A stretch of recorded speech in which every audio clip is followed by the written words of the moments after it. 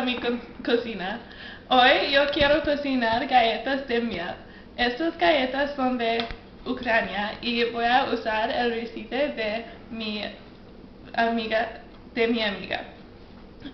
Los ingredientes básicos en estas galletas incluyen mantequilla, huevos, azúcar, miel, leche y harina.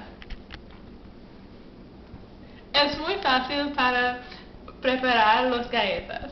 Solamente tienes que mezclar los ingredientes y después poner las galletas en el horno hasta que estén dorados. Estas galletas son muy importantes en Ucrania porque la gente en Ucrania come los durante Navidad. En el día de Navidad, la gente en Ucrania come los después de la misa de medianoche. También muchas veces ponen las galletas en las ramas bajos de los árboles de Navidad para los jóvenes. Me encanta la Navidad y por eso yo quiero cocinar las galletas.